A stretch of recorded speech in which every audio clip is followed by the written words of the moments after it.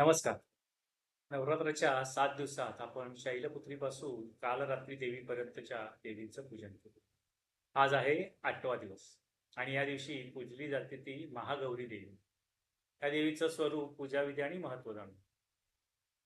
महागौरी महागौरी देवी कोण? तर महागौरी देवी म्हणजे शिवाची पत्नी पार्वती यांचं निर्मळ, शुद्ध आणि तेजस्वी स्वरूप.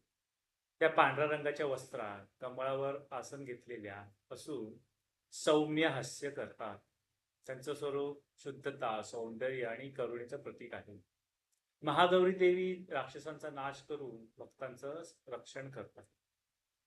महागौरी देवी सौंदर्य, शुद्धता आणि भक्तीचं प्रतीक आहे. तिच्या पूजेमुळे साधकाच्या आज्ञाचक्राचं शुद्धीकरण होतं. जीवना आरोग्य, समृद्धी आणि सौख्य प्राप्त होतं. तिच्या कृपेने भक्ताला संकटापासून रक्षण आणि मानसिक शांती मिळते. तर पूजा करताना महागौरीची देवीची मूर्ती किंवा चित्र कमळावर ठेवावं. पांढऱ्या आणि गुलाबी फुलांनी सजवावे. देवीला गूळ, दूध, फळं आणि पांढरी फुलं अर्पण करावी. नैवेद्य आणि दीप अर्पण करून भक्तिभाव व्यक्त करावा. या दिवशी जपला जाणारा मंत्र ओम देवी महागौरीये नमः. या मंत्राचा जप केल्याने जीवन शुद्ध, सौम्य आणि कल्याणकारी बनते. आरती करून देवीकडे प्रार्थना करावी की घरात सौंदर्य, शांती, समृद्धी आणि आनंद नांदो. महागौरी देवीचं पूजन केल्याने जीवनात सौंदर्य, शांतता आणि समृद्धी येते.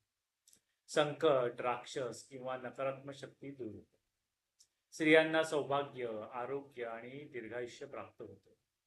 हा दिवस भक्तांच्या जीवनात शुद्धता आणि आध्यात्मिक उन्नती वाढवतो.